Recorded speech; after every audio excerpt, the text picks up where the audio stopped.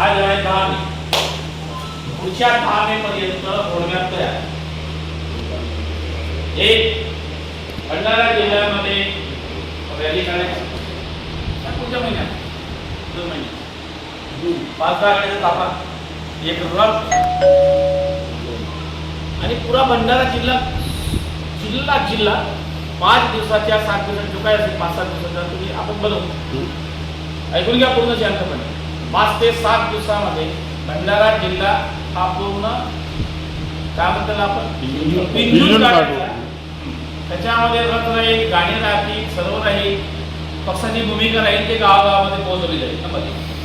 Number 2 जिल्ह्यामध्ये 2 असे पूर्णवेळ कार्यकर्ते, मग ते स्त्री असू शकतात किंवा पुरुष असू शकते, आपण मागून राहिलो ज्यांना 15,000 रुपये महिना देत आहोत.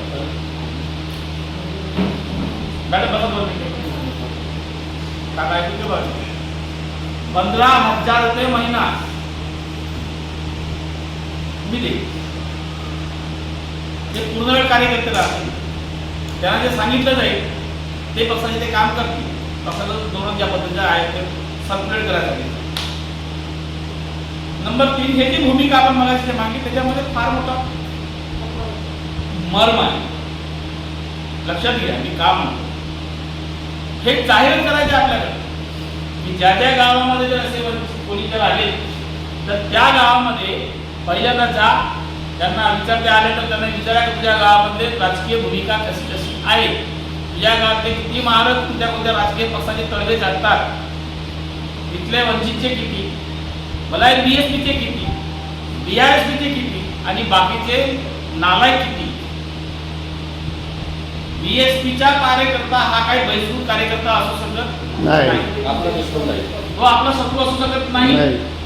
एक लक्षात घ्या. पण जो काँग्रेसी आहे तो ब्राह्मणापेक्षाही साला गद्दार. एक लक्षात घ्या. या ब्राह्मणांमध्ये त्या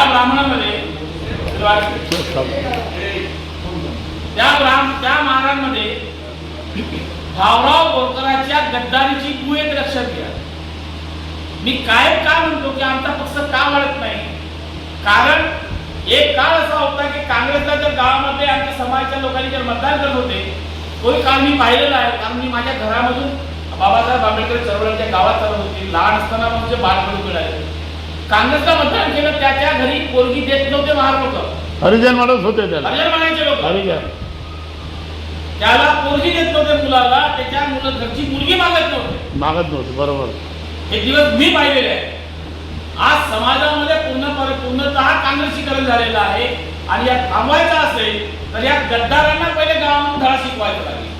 म्हणजे याच्या गावचा जो प्रश्न आला, मी बाबासाहेब आंबेडकरचा लेकरू आहे तो तर मी कळेलच, पण मुद्दा असा आहे की मी याला विहार मिळवून हातामध्ये काय निघतं माझ्या, तर मग याला जागा जर मिळाली तर हा माणूस पहिल्यांदा मग आमदाराकडे, खासदाराकडे, जिल्हा परिषद सदस्याकडे, जो काँग्रेस भाजपाचे दलाल आहे त्यांच्या पायाकडे जातो तर म्हणतो भाऊ आम्हाला सवाल मंदिर दे, भाऊ आम्हाला काहीतरी दे.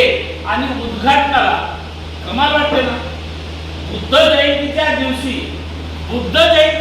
आरएसएसच्या माणसाला आपल्या लोक आपल्या विस्पे व्यासपीठ बोलवतात. बिलकुल. बुद्ध जयंतीच्या दिवशी आरएसएसचा, काँग्रेसचा, राष्ट्रवादीचा जो माणूस प्रचार करतो, ज्याच्या घरामध्ये पूजा केल्याशिवाय जे काही देव असतील 34 कोटी 35 कोटी त्याच्या केल्याशिवाय तो आता निघत नाही, ज्याचा बुद्धाच्या तत्वज्ञानाशी संबंध नाही, तो माणूस येऊन बाबासाहेबांच्या बुद्धाच्या तत्वज्ञानाचा पाजळतो आणि आम्ही टाळ्या मारतो. एवढी सारी आपली बुद्धी गहाण ठेवतो आणि ही परिस्थिती फार स्पीडनं पसरलेली आहे. दुर्दैवानं आपल्या समाजाच्या नवीन पोरामध्ये आलेली आहे. कारण आता जयंतीचे प्रोग्राम हे म्हातारे लोक पोताने आचरण करत नाही, तरुण पोरं करतात आणि तरुण पोरं यासाठी करतात तर त्यांना बँडवर नाचायला आहे. मुद्दा असा आहे की आता यानंतरची वंचितची लढाई आहे, या वंचितचा जो काही आता प्रोग्राम राहील, वंचितचा जो काही रोडमॅप राहील तो नाचण्यासाठी नाही, नाचवण्यासाठी राहील. लक्षात घ्या. इथला कार्यकर्ता हा डीजेचा साबण नाचणारा नसेल, इथल्या हरामखोरांना नाचवणारा असेल. आणि आजही मी म्हणतो, काय म्हणतो, परवापासून जे ओरड माझी या देवीच्या देठापासून माझी अडचण आहे. की मी तर कधी काँग्रेसशी लढू शकतो. आमच्या बाप 1956 ला गेला 14 ऑक्टोबरला दीक्षा देऊन. माझ्या बापानं 14 म्हणजे 4 डिसेंबर 56 ला जायच्या पहिले हजारो शेकडो वर्षाची गुलामगिरी ज्या लोकांनी लादली होती त्याच्यासोबत लढणारा माणूस मला जगवलं त्यांनी, मला माणूस दिलं. आम्हाला त्यांच्यासोबत लढायला काही अडचण नाही आहे. हर शख्स की तरह हमें भी था शक यही कि हमारे बर्बादी में हाथ हमारे दुश्मनों का था. पीछे पलटकर जब देखा तो पीठ पर चला आया हुआ तीर किसी गैरों का नहीं हमारे साले मैरों का था. समजले का? आणि म्हणून आंबेडकरी चळवळ जर तुम्हाला पुन्हा न्यायची असेल, तिला खऱ्या अर्थानं वैभव प्राप्त करून द्यायचा असेल बाबाजी, तर पहिल्यांदा आमच्या मध्ये असणारे हितशत्रू जे हरामखोर आहेत त्यांना सुद्धा ज्याची लायकी नाही ग्रामपंचायतचा गृह माहित नाही झाला असे नालायक माणसं पंचायत म्हणजे पांढरपुरीवर बसून इकडे तिकडे बसून बाळासाहेब आंबेडकर राजकीय भूमिका घेण्यामध्ये किती असमर्थ आहेत, किती चुकतात. काँग्रेस सोबत जर युती केली असती तर आपले एवढे आमदार असते भडव्या.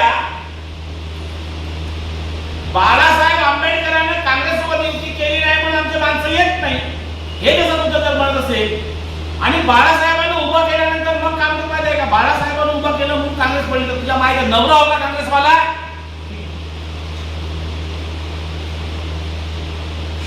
हा आपण म्हणतो की समाजाच्या लोकांना नाही म्हणत म्हणून याची भाव जास्त. म्हणून हा काँग्रेसी मार्ग जो असते तो आमच्या जीवनात असते. त्याला म्हणायला पाहिजे की बाळासाहेब आंबेडकरांना माणसं उभी केली तर तू म्हणतास का भाजपा निवडून देते, सेना आणि मला नाही माहित कोण निवडून देते. संविधान धोक्यामध्ये आहे. भोसडीच्या एवढ्या वर्ष झाले हरामखोरा बाळासाहेब आंबेडकरच्या अकोल्यामध्ये थोड्याशा मताने फरकाने पडला तो हरवणारा कोण आहे रे? कोण आहे? काँग्रेस. मग त्याने काँग्रेसवाल्यांनी का म्हटलं नाही की 48 लोकसभेच्या जागेपैकी एक आपण बाळासाहेब आंबेडकरांना सोडून टाकू, इथे काँग्रेसचा उमेदवार देणार नाही. बाळासाहेबांनी मला तू ही भूमिका काँग्रेसवाली तरी घेतली का? नाही. जर बाळासाहेब आंबेडकर तिथून निवडून आले आणि संसदेमध्ये गेले तर भाजपाच्या शिकवण लावून बसणार आहे. बाळासाहेब आंबेडकरांच्या खासदारकी असतानाचे त्यांचे भाषण बघा ना. आरक्षणाची कशी चिरफाड केलेली आहे, कोणत्या काँग्रेसच्या माणसाने केली? नंबर 1. आता मागच्या वेळेस आरक्षणाच्या मुख्यालयावर बाळासाहेब आंबेडकरांनी आणि काँग्रेसच्या प्रांताध्यक्षांनी मोर्चा आपण काढला. आपणही गेलो होतो. प्रत्येक जिल्ह्यावर तालुक्यावर मोर्चा काढा. बाळासाहेब म्हणाले की काँग्रेसचे प्रांताध्यक्ष म्हणाले, काँग्रेसचे प्रांताध्यक्ष म्हणाले जिरो माहिती सभेमध्ये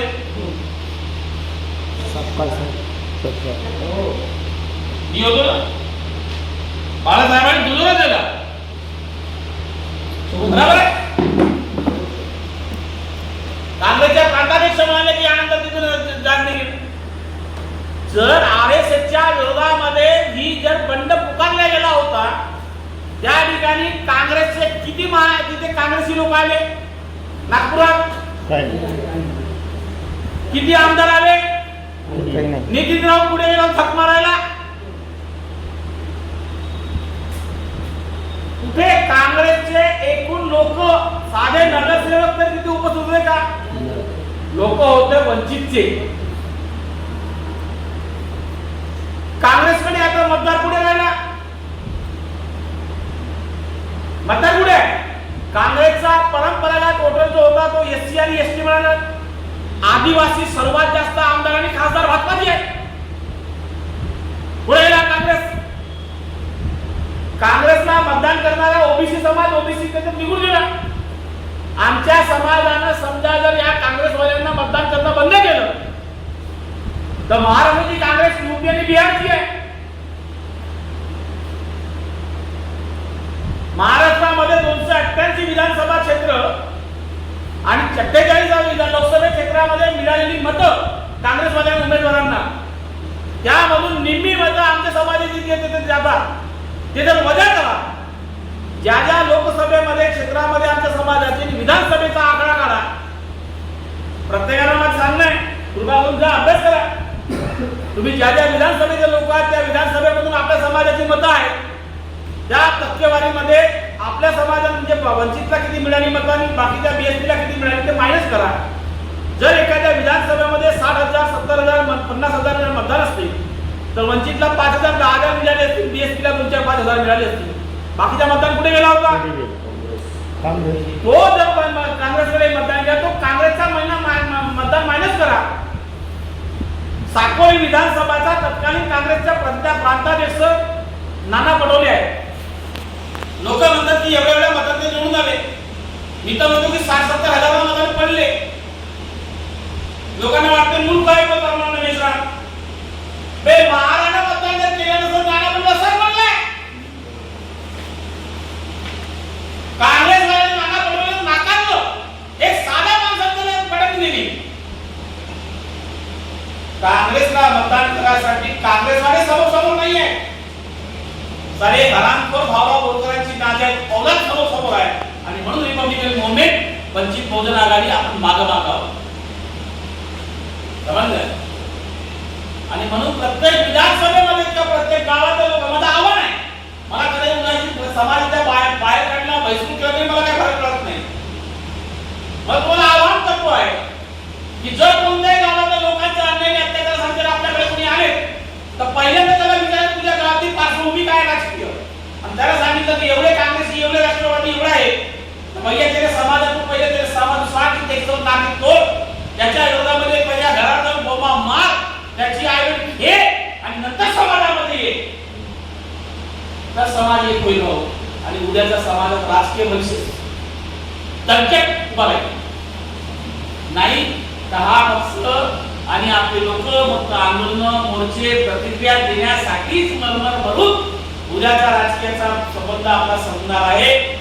हा व्यक्ती आताही 72व्या वर्षामध्ये नागपूरच्या एवढ्या कडकडच्या उन्हामध्ये बिना टोपी घालून आणि कसली न करता आपण बसतो आहे. कशासाठी? कारण त्यांच्या घरामध्ये काही नाही आहे की त्याच्या घरामध्ये लोकांना अन्याय अत्याचार सहन करतात नाही. त्यांच्या आजोबांनी जो काही वारसा दिला समृद्ध विचाराचा लढण्याचा तो वारसा पुढे नेता जाणार हा माणूस 72व्या वर्षामध्ये तुमच्या वारसाची लढत असेल तर मी माझी वय आणि माझ्या असणारा इथे योगदान हा विचारलं पाहिजे ना. नाही तर माझ्याकडे नामावर दुसरा माणूस सुटणार लक्षात घ्या. आणि म्हणून आजचा दिवस का बाबाजी तर येणाऱ्या पुढच्या 10 मेचा हा रोडमॅप तयार करा. भंडारा जिल्हा आजही ताकदीनं दुसरा अकोला जिल्हा बनू शकतो लक्षात घ्या. अकोला जिल्हा भंडारा जिल्ह्यामध्ये साकोलीमध्ये सर्वात जास्त मतदान आपलं आहे. भंडारा विधानसभामध्ये सर्वात जास्त मतदान आपलं आहे. मोवाडी विधानसभामध्ये 3-4 क्रमांकावर आपण आहोत. समजले का? कुठे कमी आहोत आपण? कमी आहोत मागासारखी. समजलं का? गण्या महार आणि बन्या माग आणि गण्या आणि बन्या माग रस्त्यात जात होते बाबाजी. तर गण्या माग बन्या मागाले म्हणते बन्या आम्हाला लोक माग खाऊ म्हणते म्हणजे मागावर म्हणून माग म्हणते ते माग कसे आहोत. पोट्टा जन्माला आला म्हणते माझी माय समोर स्विन कोण राहत होती मागणी राहत होती. पोट्टा जन्माला आलं म्हणे तर माझी माय समोर ज्याचा बातमी देवाची राहिली दिसणाऱ्याकडे तर मान समोर डबडे घेऊन सकाळी याच्या घराच्या समोर डबडी वाजली की समजून जायचं तर याच्या घरी काहीतरी झालेलं बाबा. बरोबर आहे. त्याचा नवस काढायला गेला कोण समोर खाली नाही. नवस काढायला कोणी समोर नवसाले तुम्ही कसे करत ना पहिले नवसाले करत ना लोक पाहिलं नाही. त्याचा भाऊ नामकरण करायचा राहिला तरी नाचणारे मान समोर त्याचा साक्षरंद करायचा राहिला तरी मान समोर त्याचं लग्नही करायचं राहिला तरी मान समोर आणि त्याने खाटावर जे करायचं राहिला तरी मान समोर माग काऊन आहे? कारण इथे आहे इथे कमी पडतो बेकिंग. आणि म्हणून फक्त हा बाळासाहेब आंबेडकरांचा वाढदिवसाचा कार्यक्रम फक्त फॉर्स मधून वेळ आहे करून टाकू बसून टाकू वंचित सोबत नाव जोडलंय म्हणून करून टाकू येऊ आपण इकडे आणि लगेच पडून जाऊ तिकडे कुणाला न सांगता आपली घेतलेली जबाबदारी कशीच टाकून द्यायची, याच्यावर टाक, त्याच्यावर टाक, त्याच्यावर टाक असं जर म्हणून तर तुम्ही स्वतःची दगाबाजात धोकेबाजी करत आहात. असं करू नका. इमान त्या घराण्यासाठी इमान राखा.